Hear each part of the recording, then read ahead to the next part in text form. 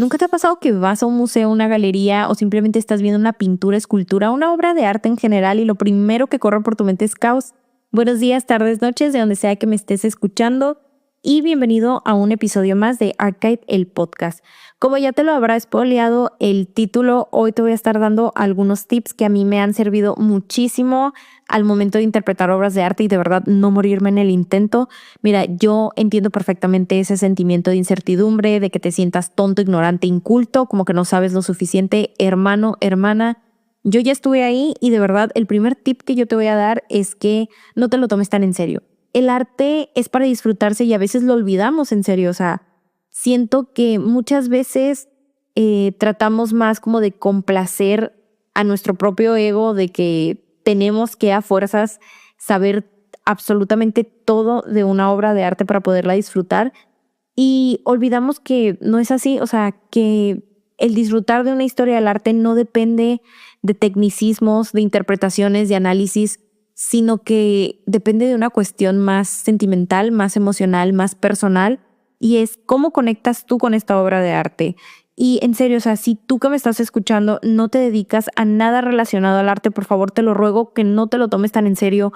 Disfruta lo que estás viendo, conecta con la obra, lo que tú interpretes de ella va a ser para ti, no para los demás. O sea, no te estoy diciendo que el análisis formal de una obra de arte pues no es importante y que hay que ignorar todos sus elementos, lecturas, narrativas. Para nada, simplemente quiero decirte que está bien que no sepas el significado de una pintura, escultura, etcétera, porque hay que ser realistas. Cuando uno visita un museo es imposible que conozcas todas y cada una de las obras que están pues ahí en el lugar dentro de.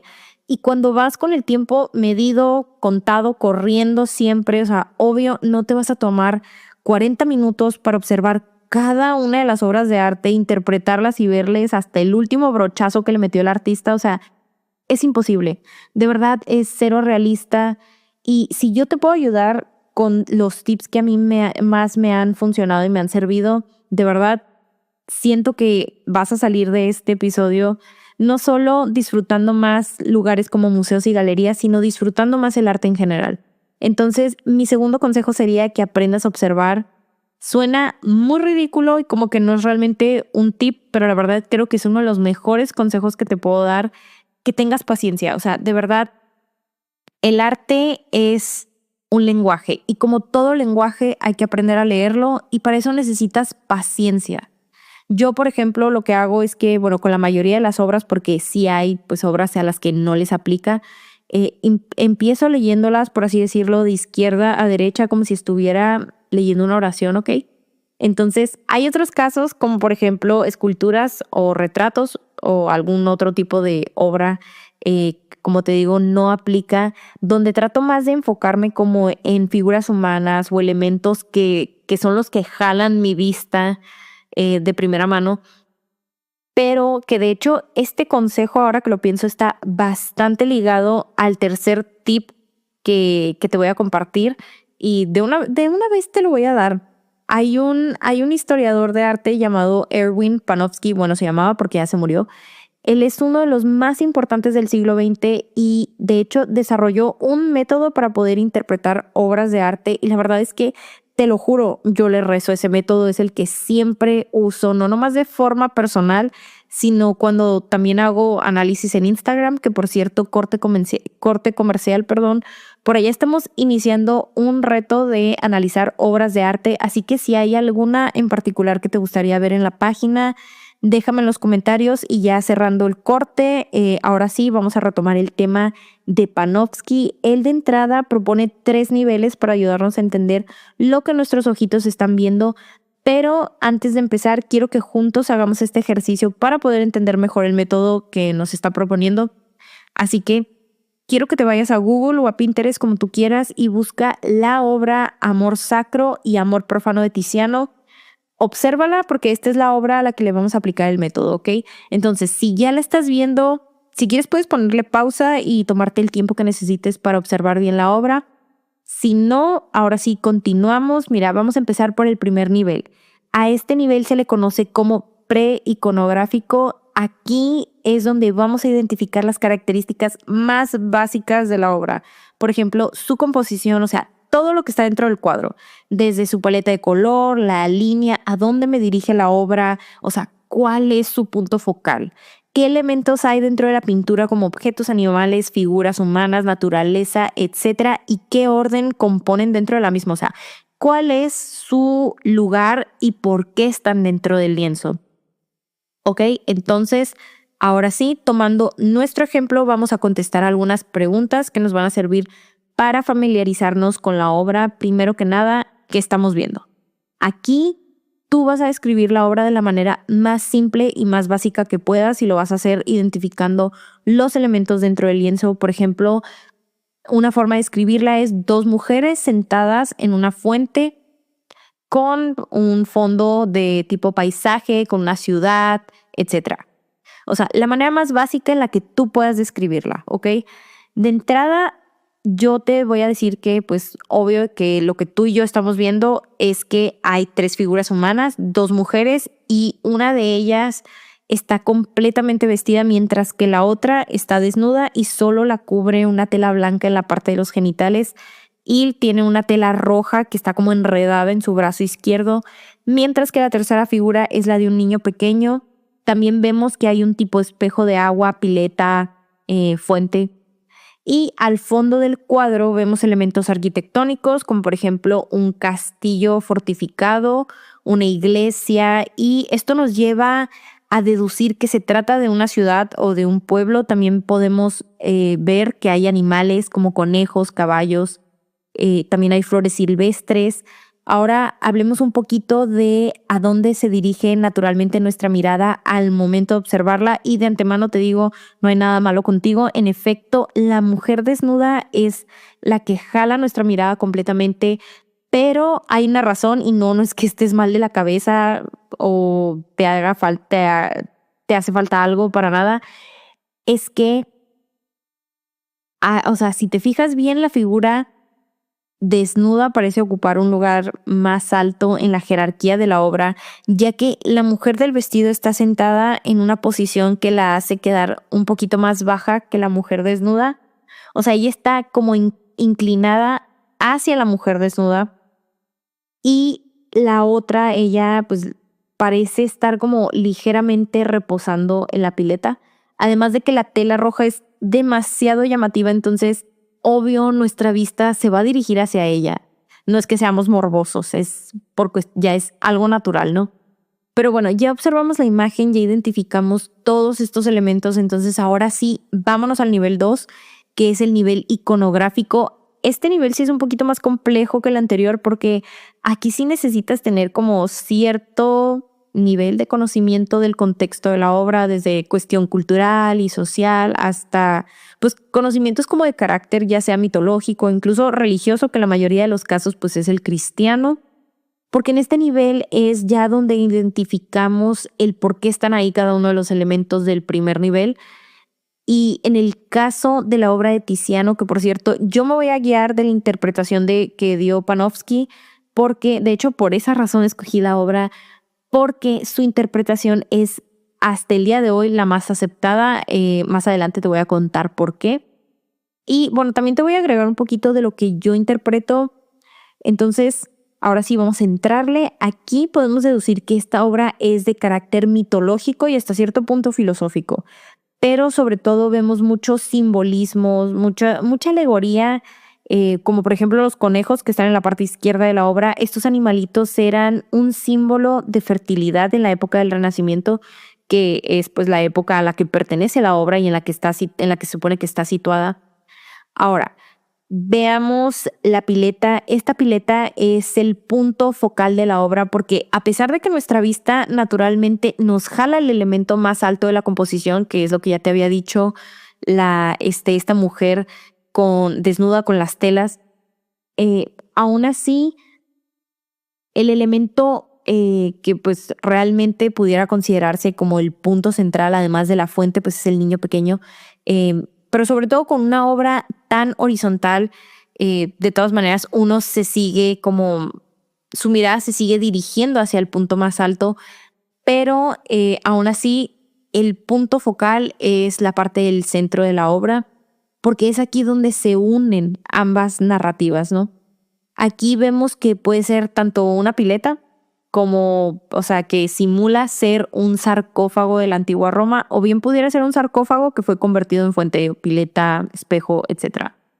No les quiero dar mucho detalle de la obra porque quiero que analicemos juntos en Instagram de manera más visual, por eso como que me quedo pensando, me quedo ciclada porque digo, "Ay, creo que esto lo voy a omitir porque siento que es demasiado nivel de detalle y tenemos que estar realmente viendo al 100% la obra.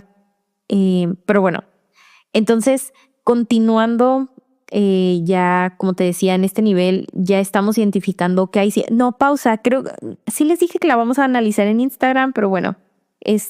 No, ahora sí, ya continuando, ahora que ya identificamos qué símbolos hay que hacen como alusión al tema del amor, como por ejemplo este niño que les había mencionado que está al centro y recargado en la pileta. De hecho, si le haces zoom y lo ves bien, el niño tiene, o sea, tiene como alas. Entonces, esto nos lleva a deducir que seguramente se trata de Cupido o bien algún querubín, como se le conocen en la religión cristiana.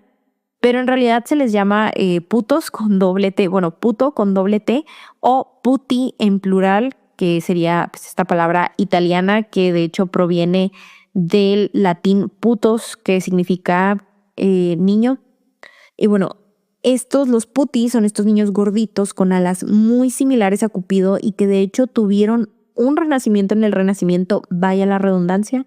La verdad, cuando estaba escribiendo el guión, originalmente les iba a decir que tuvieron un revival para que no se escuchara como muy redundante en español, pero la verdad quise aprovecharlo. Quise aprovechar que puedes decir tuvieron un renacimiento en el Renacimiento.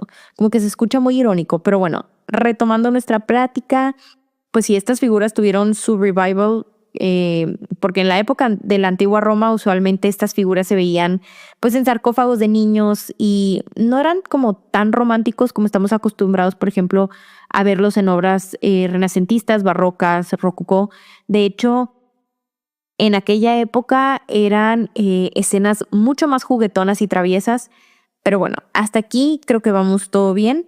Las cosas se ponen un poquito más fuerte cuando te das cuenta que ambas figuras femeninas son idénticas, por lo que ahora sí, Panofsky dice que, bueno, él, según su teoría, él dice que se trata de las Venus gemelas. No me voy a meter mucho con esto para que pues, el episodio no me quede como de 3 horas de largo.